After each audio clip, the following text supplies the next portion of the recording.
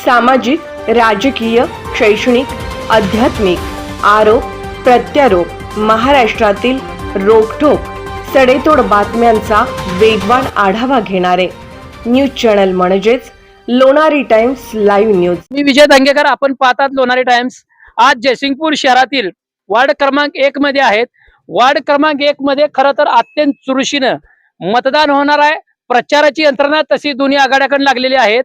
प्रचारादरम्यान आपल्या बरोबर स्वाभिमानी शेतकरी संघटनेचे नेते आणि देशातील शेतकऱ्यांचे नेते माजी खासदार राजू शेट्टी आहेत। आपण त्यांच्याशी बातचीत करूया। तुम्ही मगाशी ज्या ठिकाणी मीटिंग लावली होती तिथं तुम्ही बोलला की ह्या भागामध्ये वार्ड क्रमांक 1 पासून ते स्टेशन पर्यंत आरक्षण टाकलं गेलंय, तर ते आरक्षण का टाकलं गेलंय, त्याच्या मागचा उद्देश काय ना, आरक्षण खरंच शेतकऱ्यांच्या जमिनी जाणार आहेत का, सगळ्यात हा प्रश्न।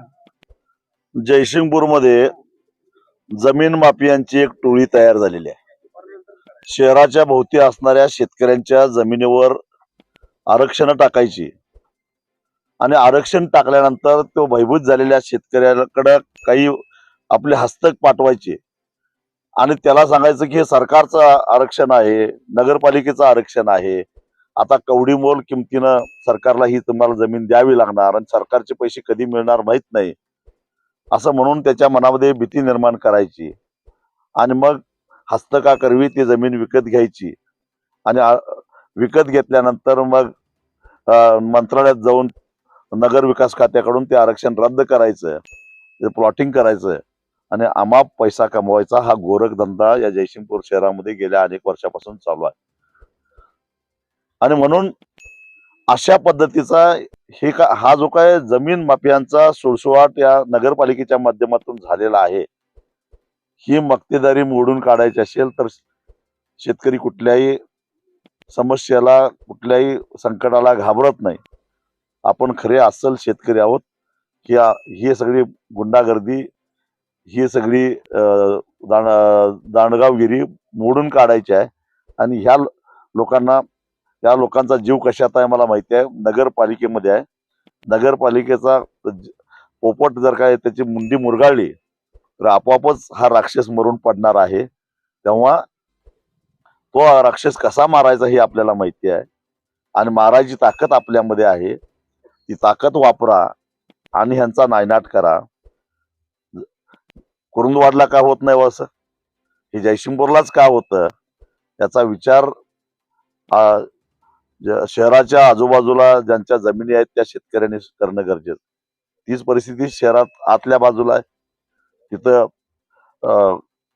कोणाचा मुद्दा असेल, अजून कशाचा असेल, अशा वादातल्या प्रॉपर्ट्या घ्यायच्या, आधी भीती निर्माण करायची, गुंडागर्दी करायची, कोळं खाली करतो म्हणायचं, सुपाऱ्या घ्यायच्या आणि त्याच्यानंतर मग ती प्रॉपर्टी स्वतः घ्यायची विकत आणि विकसित करायची।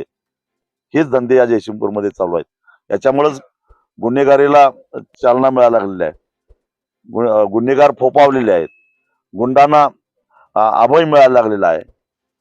आणि हे सगळं मोडून काढायचं असेल तर नगरपालिकेमध्ये नवे चेहरे आले पाहिजेत, स्वच्छ हाताचे लोक आले पाहिजेत आणि त्यामुळं सुदर्शन कदमांच्या सारखा एक स्वच्छ हाताचा उच्चभ्रू जो म्हणतोय की नगरपालिका टक्केवारी मुक्त मी करणार आहे, मोठं धाडसाचं विधान त्यांनी केलेलं आहे। कारण त्याच्या पाठीमागे आम्ही सगळे खंबीरपणे उभे आहोत आणि त्यामुळं हे परिवर्तन घडणार आहे। बरं, एक प्रामुख्यानं ज्यावेळेस राजर्षी शाहू विकास आघाडी जयसिंगपुरात आधीपासून स्थापन आहे, आता नगरपालिकेच्या निवडणुकीदरम्यान शिरोळ तालुका विकास आघाडी आणि त्यात परत 2 आघाड्या आहेत, वेगवेगळे चिन्ह घेऊन आहेत।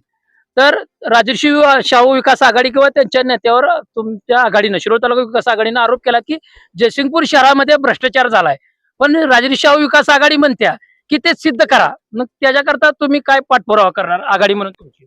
काय नाही, आमचा नगराध्यक्ष निवडून येऊन दे आणि आम्हाला बहुमत मिळून दे, त्यांची सगळी अंडी पिल्ली बाहेर काढणार आहे। त्यात चौकशा लावणारच आहे, लावणार म्हणजे लावणार, 100% लावणार।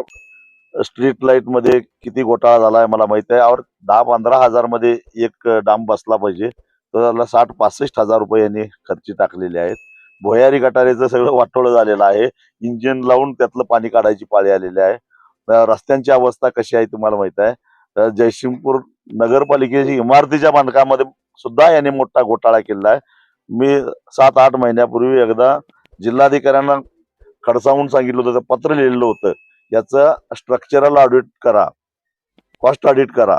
याच्यामध्ये याच्या बांधकामामध्ये अनेक गंभीर त्रुटी राहिलेल्या आहेत आणि भविष्यामध्ये जर ते सिद्ध झालं तर प्रशासक म्हणून तुम्हाला ती जबाबदारी नाकारता येणार नाही, मला तुमच्या विरोधात न्यायालयात दाद मागावी लागेल असं म्हटल्यानंतर जिल्हाधिकारी खडबडून जागे झाले होते.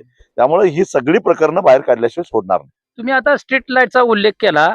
मला आठवतंय बघा, गेल्या टर्नला इलेक्शनला स्वाभिमानी शेतकरी संघटनेचे याच वार्ड क्रमांक 5 मधून उमेदवार होते शैलेश चौगुले, नगरसेवक झालते. त्यांनी नगरपालिकेवर सत्ताधाऱ्यांवर आरोप केला की 1 कोटीचा भ्रष्टाचार झाला. प्रसार माध्यमांना बातम्या लागल्या.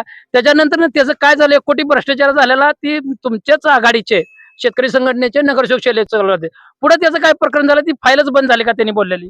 त्या मताशी आजही आम्ही ठाम आहोत. काल आम्ही वेगळं बोललो आणि आज वेगळं बोललो असं नाही. शैलेश चौगुले आजही त्या मताशी ठाम आहे आणि सातत्यानं आमचा पाठपुरावा चालू आहे की ही चौकशी झाली पाहिजे.